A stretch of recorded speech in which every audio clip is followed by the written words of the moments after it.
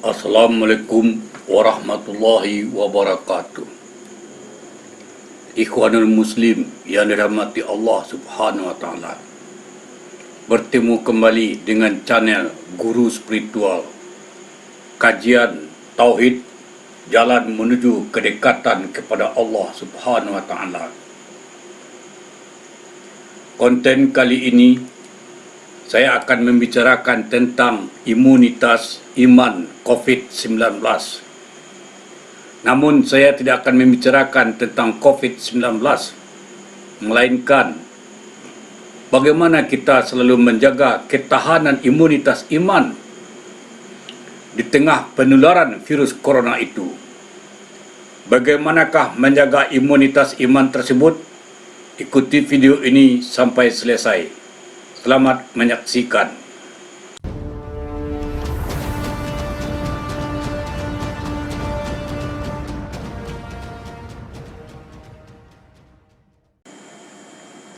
Ikhwanul Muslim yang dirahmati Allah Subhanahu wa Ta'ala,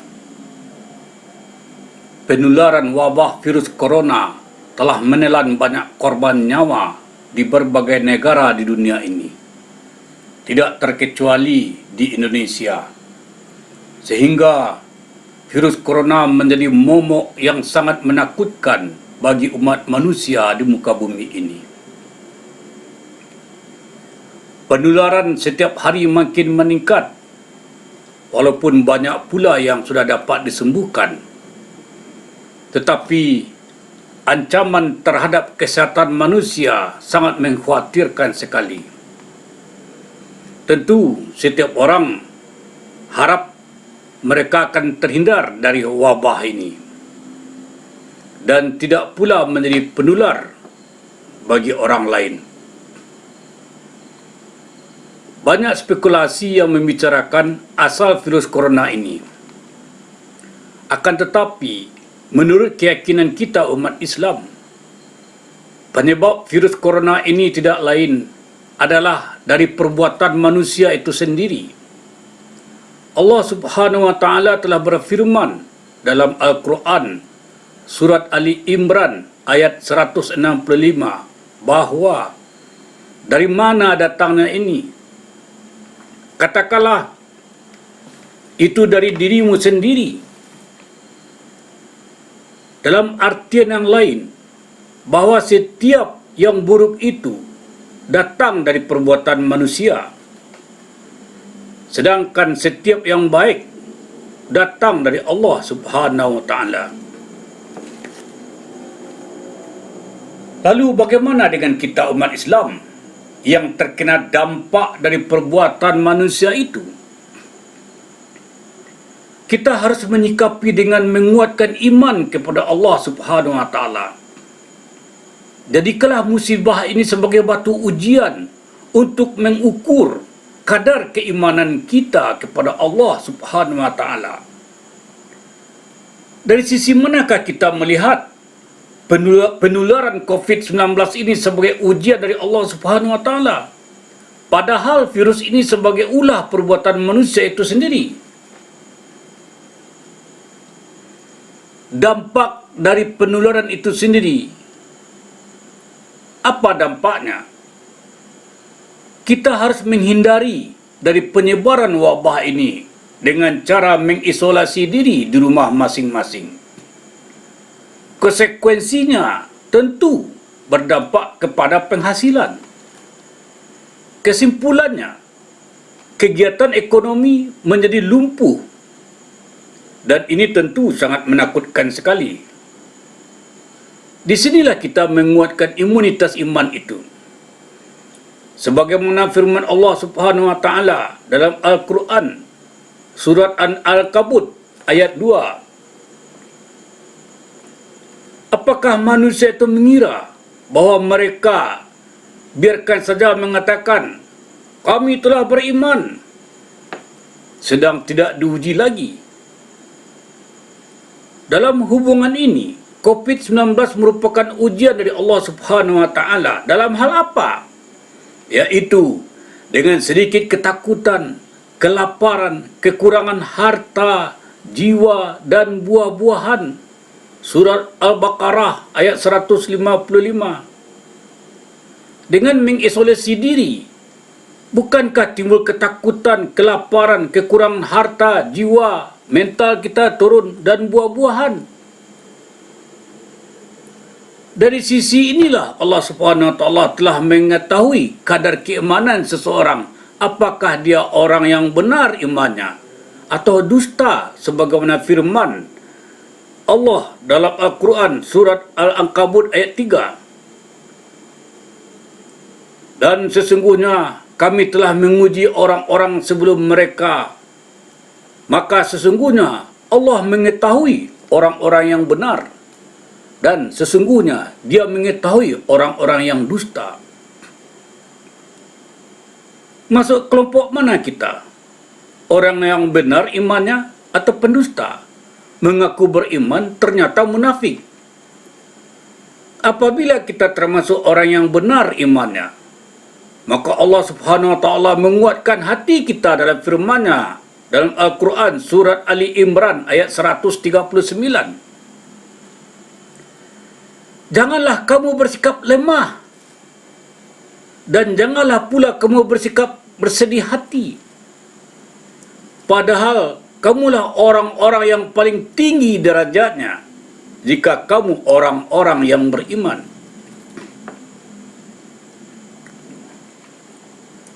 Karena sikap lemah dan bersedih hati itu dapat menimbulkan rendahnya imunitas tubuh kita, sehingga akan mudah tertular penyakit COVID-19 itu. Oleh karena itu, Allah Subhanahu wa taala menghendaki orang-orang beriman itu harus mempunyai sikap yang kuat dan tidak bersedih hati, agar daya tahan tubuh ikut pula menjadi kuat, dan dengan demikian akan terhindar dari wabak penyakit menular ini. Namun demikian, Allah tidak membebani seseorang melainkan sesuai dengan kesanggupannya. Al-Quran surah Al-Baqarah ayat 286. Artinya, wabah ini pasti akan ada akhirnya, karena tentu manusia dan orang beriman tidak akan kuat berada pada kondisi seperti ini berkepanjangan dan terus-menerus tanpa ada akhirnya. Oleh karena itu, dituntut kesabaran kita menghadapi wabah penyakit menular ini sampai habisnya penularan tersebut dan kondisi kembali normal seperti semula. Allah Subhanahu wa taala berfirman dalam Al-Quran sebagai berikut. Hai orang-orang yang beriman, bersabarlah kamu dan kuatkanlah kesabaranmu itu, dan tetaplah bersiap siaga dan bertakwalah kepada Allah supaya kamu beruntung. Al-Quran surat Ali Imran ayat 200. Allah mencintai orang-orang yang sabar. Al-Quran surat Ali Imran 146. Sesungguhnya kami akan memberi balasan kepada orang-orang yang sabar dengan pahala yang lebih baik dari apa yang mereka kerjakan. Al-Quran An-Nahl ayat 96. Sesungguhnya hanya orang-orang yang bersabarlah yang dicukupkan pahala mereka tanpa batas. Al-Quran surah Az-Zumar ayat 10. Ikhwanul Muslim yang dirahmati Allah Subhanahu wa taala, nilai dan harga sabar bagi orang yang beriman yang diberikan Allah Subhanahu wa taala sangat tinggi dan sangat mahal sekali. Pertama, menjadi orang beruntung. Kedua, dicintai Allah Subhanahu wa taala. Ketiga, mendapat pahala yang lebih dari Allah Subhanahu wa taala. Dan keempat, dicukupkan pahala itu tanpa batas. Dengan demikian, bersabar menghadapi ujian Allah Subhanahu wa taala mempunyai nilai yang sangat tinggi bagi orang yang beriman. Oleh karena itu, kesabaran merupakan imunitas iman menghadapi wabah penyakit menular ini. Jadi orang yang beriman tidak ada alasan dia membenci musibah ini. Allah Subhanahu wa taala berfirman dalam Al-Quran surah Al-Baqarah ayat 216. Boleh jadi kamu membenci sesuatu seperti penyakit menular ini, padahal ia amat baik bagimu. Dan boleh jadi pula kamu menyukai sesuatu, padahal ia amat buruk bagimu. Allah mengetahui, sedang kamu tidak mengetahui. Kebaikan musibah ini boleh jadi yang semula kita jarang berkumpul dengan keluarga. Dengan isolasi diri itu, kita sering berkumpul dengan keluarga dan salat berjemaah dengan keluarga. Ini merupakan satu kebaikan dalam rangka pembinaan hubungan harmonis dalam rumah tangga. Selain itu, tidak ada sesuatu musibah pun yang menimpa seseorang kecuali dengan izin Allah. Barang siapa yang beriman kepada Allah, niscaya dia akan memberi petunjuk ke dalam hatinya. Al-Quran, Surat At-Takabun, ayat 11. Artinya, apabila imunitas iman kita kuat, Allah Subhanahu wa Ta'ala akan menghindari kita dari musibah penyakit menular ini dengan memberi petunjuk ke dalam hati berupa firasat atau insting untuk menghindar dari penularan penyakit tersebut. Gerak menghindar dari penyakit yang datang melalui firasat itulah petunjuk Allah Subhanahu wa Ta'ala bagi orang yang beriman.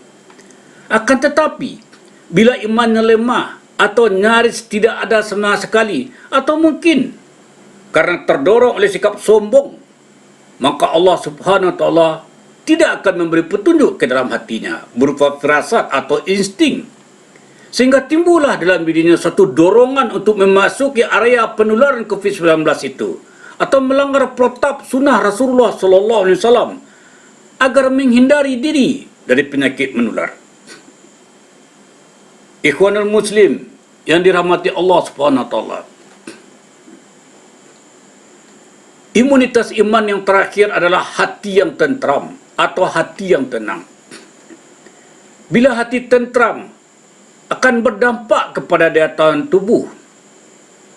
Imunitas tubuh akan kuat dari serangan COVID-19 bila hati kita tentram, tidak sedih dan tidak gelisah, tidak takut atau gentar. Agar hati tentram, senantiasa memperbanyak zikrullah.